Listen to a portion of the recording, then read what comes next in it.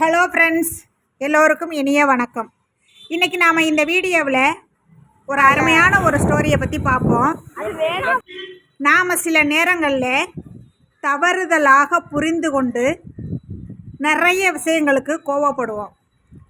பின்னாடி அந்த விஷயம் முழுவதுமாக அறிஞ்சதுக்கப்புறம் ஐயோ நம்ம இதுக்கு போய் இத்தனை கோவப்பட்டு அவங்கள பேசிட்டோமே, அவங்க என்ன நினச்சிருப்பாங்க அப்படிங்கிற மாதிரி ஃபீல் பண்ணுவோம்.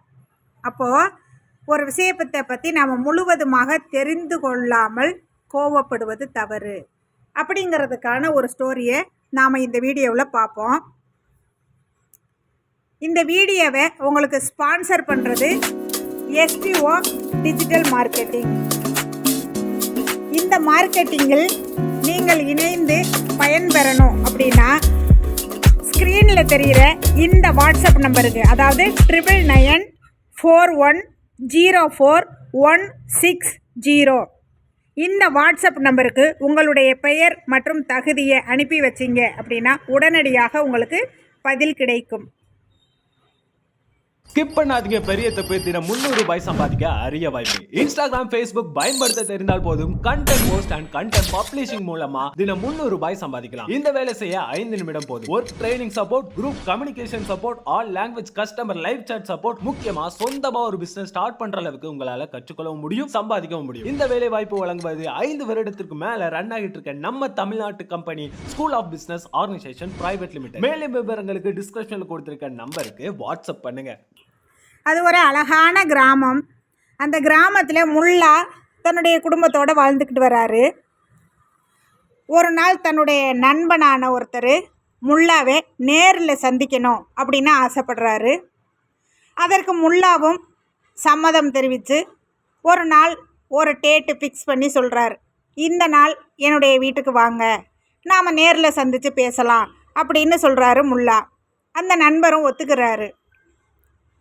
அந்த நாள் வரும்போது அந்த நண்பர் முல்லாவை பார்க்க வீட்டுக்கு வராரு. அன்று முல்லாவுக்கு தவிர்க்க முடியாத சில காரணங்களால் முல்லாவால் வீட்டில் இருக்க முடியலை. அவர் வெளியில் போயிட்டார். இந்த நபரும் முல்லாவை பார்க்க முல்லாவோட வீட்டுக்கு வராரு. முல்லாவின் மனைவி மூலமாக முல்லா வீட்டில் இல்லை அப்படிங்கிறத தெரிஞ்சுக்கிறாரு. இவருக்கு சரியான கோபம் முல்லாவோட நண்பருக்கு.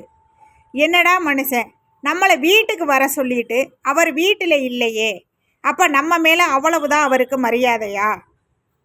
நம்மளை வீட்டில் கூப்பிட்டு இன்சல்ட் பண்ணிட்டாரு, அசிங்கப்படுத்திட்டாரு அப்படின்னு சொல்லி ரொம்ப வேதனைப்பட்டு அதே சமயத்தில் கோபமும் வருது அவருக்கு. உடனே அந்த முல்லாவோட வீட்டு கதவில் முட்டாள்னு எழுதி வச்சுட்டு வந்துட்டார். இவர் வந்ததுக்கப்புறம் கொஞ்ச நேரம் கழித்து முல்லா வீட்டுக்கு வராரு.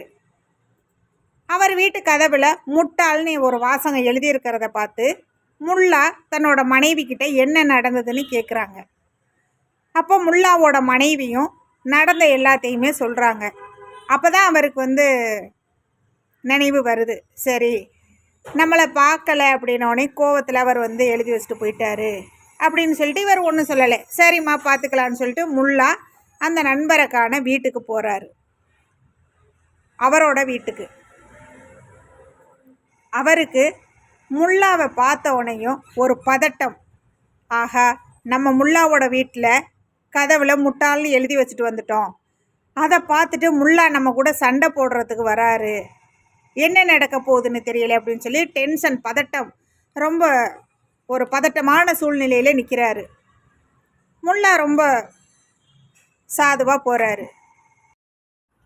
முல்லாவை பார்த்தவுடன் அந்த நபருக்கு ரொம்பவே கஷ்டமாக போச்சு. அப்படியே கை காலெலாம் உதறல் எடுத்து போய் நிற்கிறாரு. என்ன நடக்க போகுதுன்னு தெரியல, முல்லா நம்மளை எப்படி திட்ட போகிறாருன்னு தெரியல அப்படின்னு சொல்லி பலவிதமான யோசனை அவருக்குள்ளே. அப்படியே நிற்கிறாரு. முல்லா ரொம்ப அமைதியாக போய்,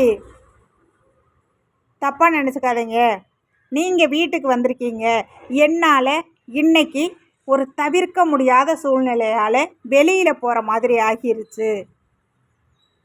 அதுக்கப்புறம் வீட்டுக்கு வந்தேன், நீங்கள் வந்துட்டு போனதுக்கு அடையாளமாக என்னோடய வீட்டு டோரில் உங்களுடைய பேரை எழுதி வச்சுட்டு வந்திருக்கீங்க. அதான் உங்களை பார்த்துட்டு போகலான்னு நேராகவே வந்தேன் அப்படின்னு முல்லா வந்து ரொம்ப கேஷுவலாக சொல்லிக்கிருக்காரு. இதை கேட்ட உடனே அந்த நபருக்கு ரொம்ப அவமானமாக போச்சு. நாம் முல்லாவை அசிங்கப்படுத்தணும் அப்படிங்கிறதுக்காக முட்டாள்னு எழுதி வச்சுட்டு வந்தோம். ஆனால் முல்லாவோ எவ்வளோ ஒரு புத்தி கூர்மையோடு யோசித்து அழகாக வந்து நம்மளையே முட்டாள்னு சொல்லிட்டாரு அப்படின்னு சொல்லி அவரோட செயலுக்காக அவர் அந்த நிமிஷம் வெட்கப்பட்டு தலை குனிஞ்சார். இது மாதிரி தான் ஃப்ரெண்ட்ஸ், நாம் ஏதோ ஒரு சூழ்நிலையில் நம்ம கண்ணுக்கு முன்னாடி நடக்கிற விஷயங்களை வச்சு தவறுதலாக புரிஞ்சுக்கிட்டு அதோட உண்மைத்தன்மை என்னன்னு தெரியாமல் நாம் சில நேரங்களில் கோபப்பட்டு பேசிடுவோம். அதுக்கப்புறமா கொஞ்ச நாள் கழித்து அங்கே நடந்தது என்ன அப்படிங்கிற மாதிரி முழு விவரமும் தெரிஞ்சதுக்கப்புறம் ஆகா அந்த நேரத்தில் நாம் வந்து கோவப்பட்டு அப்படி பேசியிருக்கக்கூடாதோ, அவங்கள அப்படி திட்டியிருக்கக்கூடாதோ, அந்த இடத்துல நான் அப்படி நடந்துக்கிட்டு இருக்கக்கூடாதோ அப்படின்னு சொல்லி யோசிப்போம். ஆனால் அதனால் யாருக்கும் எந்த பிரயோஜனமும் ஆக போகிறது கிடையாது. எந்த ஒரு இடத்துலையுமே நாம் கோவப்பட்டு வார்த்தைகளை விடுறதுக்கு முன்னாடி நாம் யோசித்து முடிவெடுக்கணும். அப்படி இல்லை அப்படின்னா இந்த மாதிரி நாம் பின்னாடி சங்கடப்படுற மாதிரி ஆயிரும். ஓகே ஃப்ரெண்ட்ஸ், நெக்ஸ்ட் வீடியோவில் நாம் சந்திப்போம். இது வரைக்கும் நம்ம சேனலை சப்ஸ்கிரைப் பண்ணாதவங்க சப்ஸ்கிரைப் பண்ணுங்கள், லைக் பண்ணுங்கள், ஷேர் பண்ணுங்கள் அண்ட் பெல் பட்டனை கிளிக் பண்ணுங்கள். அப்போ தான் நான் போடுற வீடியோஸ் கண்டினியூவாக உங்களுக்கு வரும்.